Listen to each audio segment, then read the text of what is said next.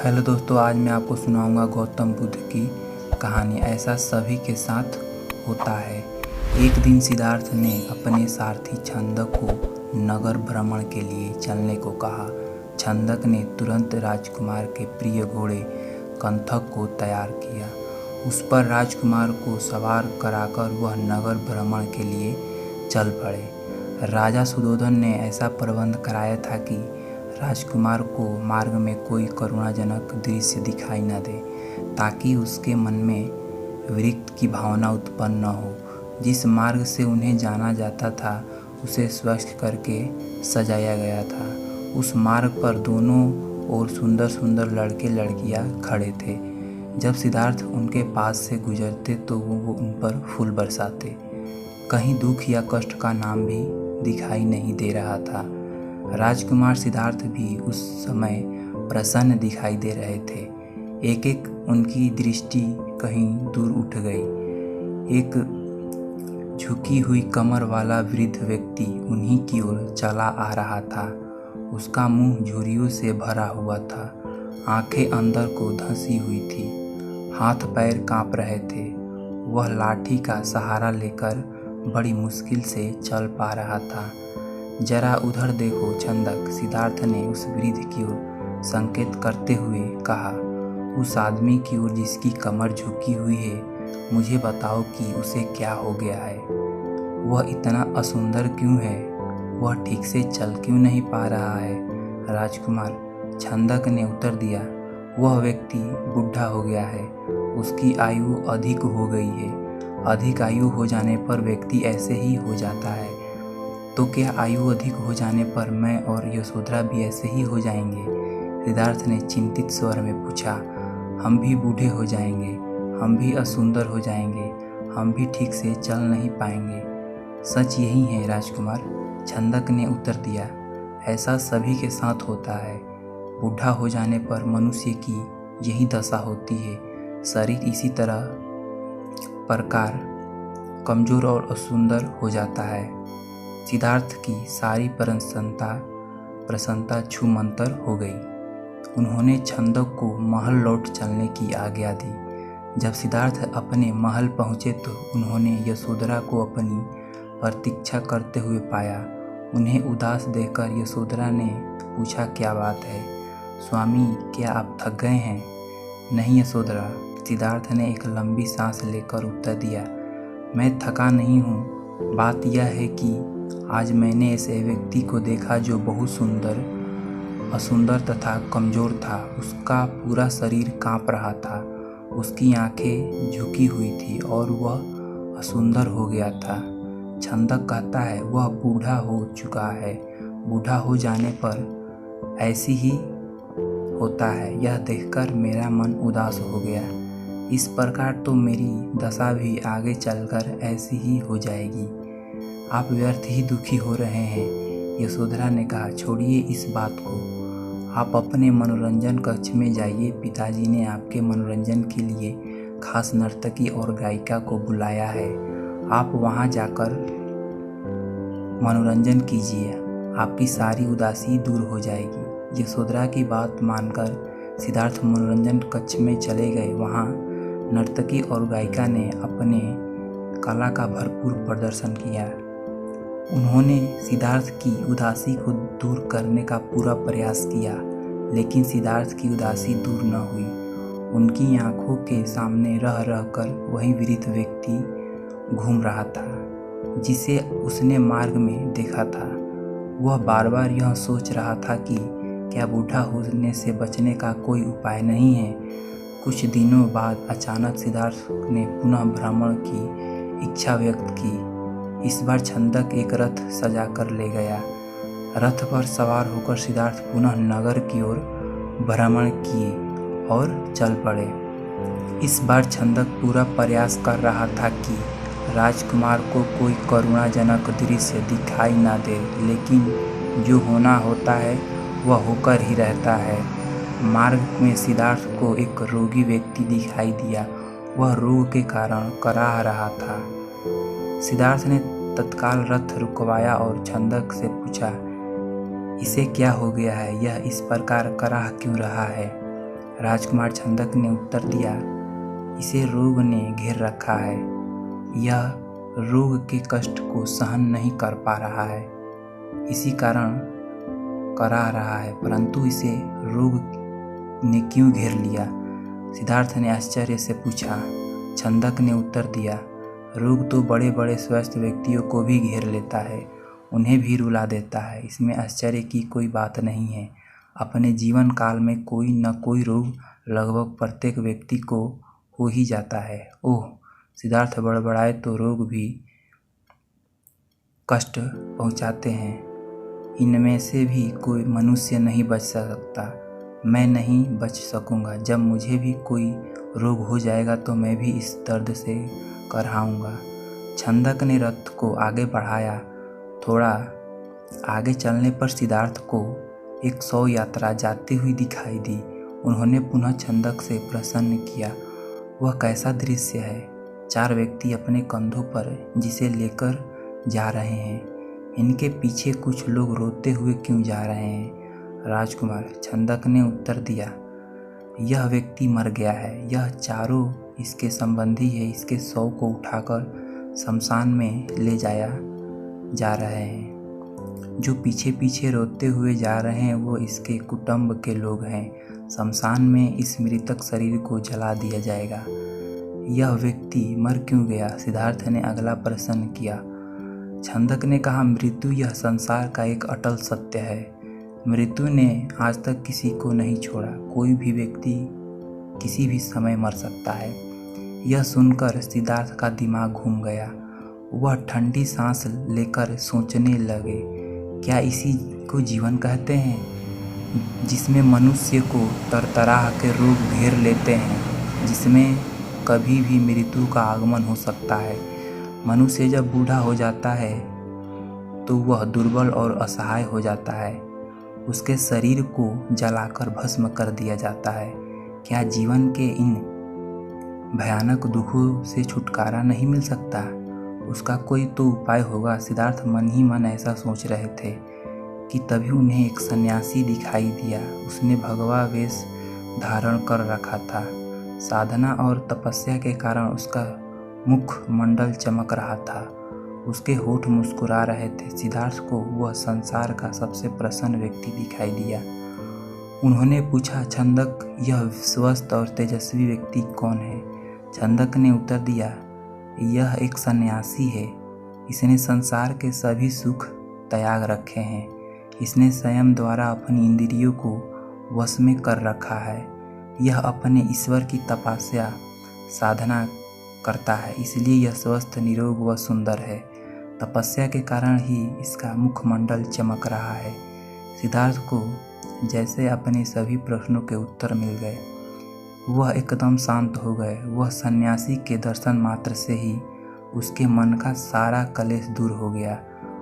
उसने मन ही मन सोचा, रोग, बुढ़ापा तथा जन्म मरण के कष्ट से छुटकारा पाने का उपाय स्वयं त्याग तथा तपस्या है।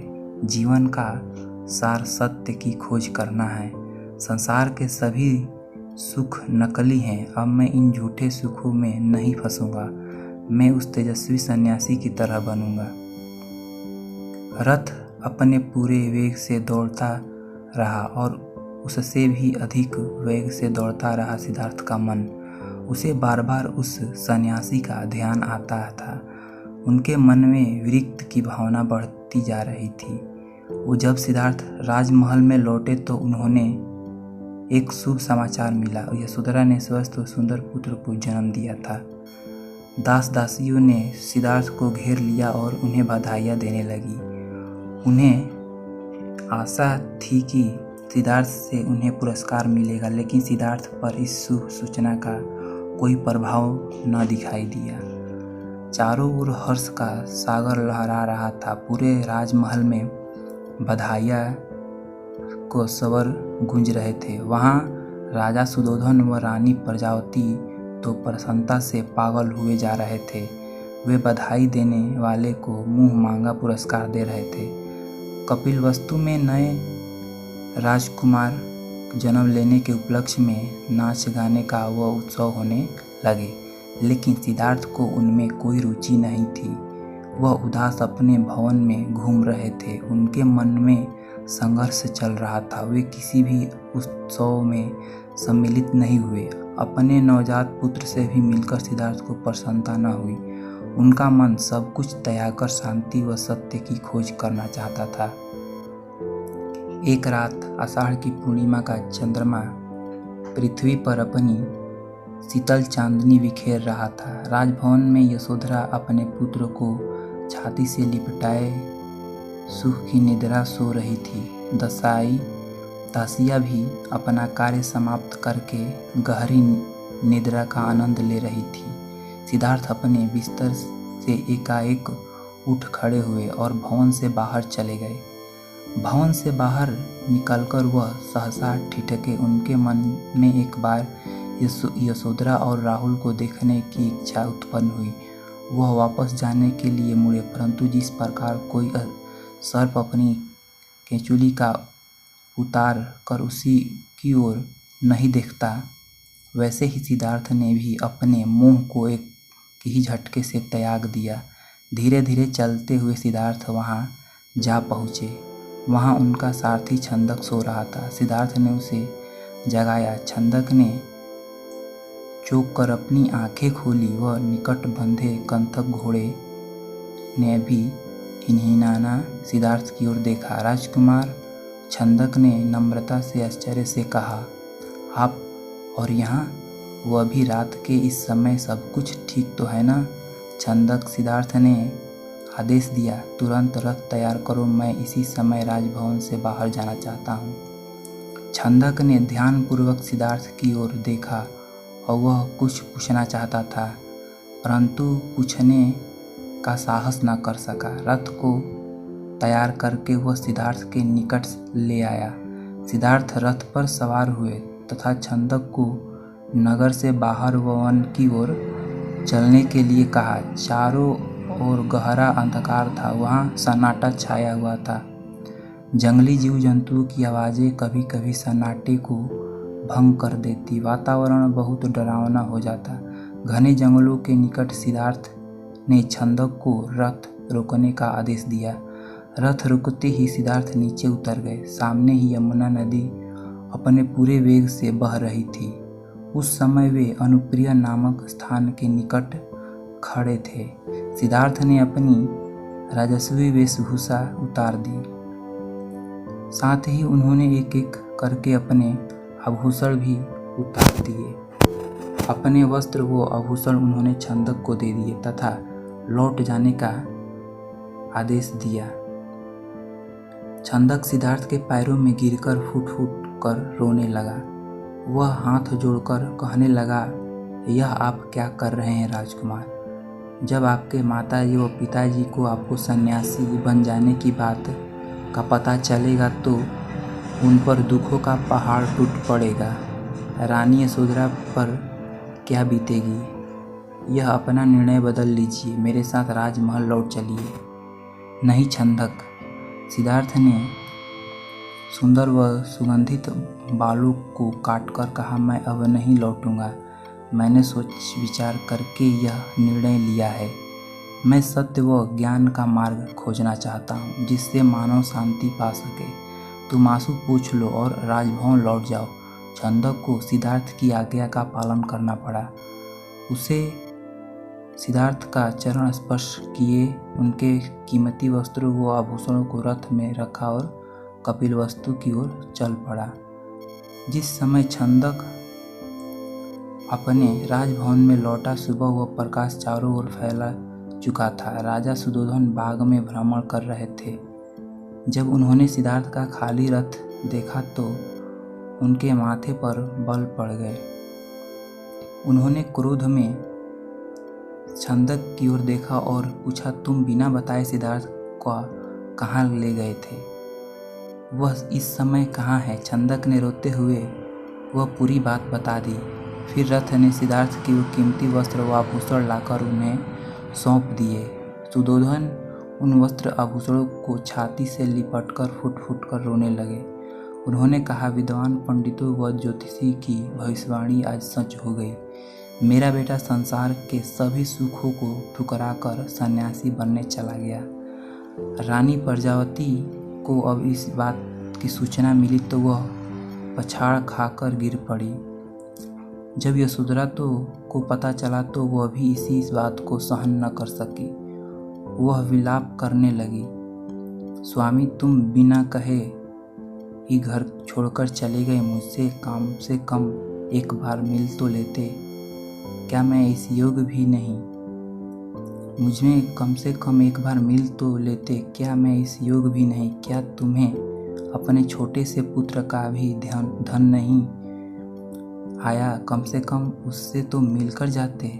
इसके बाद यशोधरा ने भी राजसी वेशभूषा उतार फेंकी। केवल सुहाग चिन्हों को छोड़कर उसने सभी आभूषणों का त्याग कर दिया। वह साधारण भोजन करती तथा पृथ्वी पर सोती। उसकी यह दशा देखकर प्रजावती बहुत दुखी होती। यह यशोधरा को छाती से लगाकर रो पड़ती है और अपने स्वास्थ्य का ध्यान रखने के लिए कहती है, यह तेरे खेलने खाने की आयु है बहू। विवे यशोधरा से कहती है, परंतु तूने तो सिद्धार्थ की तरह ही संसार के सभी सुख छोड़ दिए। क्या यह ठीक है? इस तरह रहने से क्या तुम बीमार नहीं पड़ जाओगी? तब राहुल की देखभाल कौन करेगा? माताजी यशोधरा उत्तर देती, मेरे पति अब सन्यासी बन चुके हैं। वे पृथ्वी पर शयन करेंगे तथा जंगली फूल फलों का भोजन करेंगे। ऐसे में मैं भला राजभवन में सुख के साथ कैसे रह सकती हूँ? आप कृपया दुखी न हों। राहुल में ही उसके पिताजी की छवि को देखें, इससे आपको शांति मिलेगी। प्रजावती राहुल को छाती से लिपटाकर रो पड़ी। सिद्धार्थ के चले जाने के बाद कपिलवस्तु का हर व्यक्ति उदास हो गया। राजमहल में तो दुख का साम्राज्य ही स्थापित हो गया। ऐसे में केवल नन्हे राहुल की लीलकारियाँ ही राजमहल में गूंजती तथा सबका मन बहलाती। दोस्तों, आपको ये कहानी कैसी लगी कमेंट बॉक्स में ज़रूर बताइएगा और हमारे चैनल को सब्सक्राइब करना ना भूलिएगा। Thank you.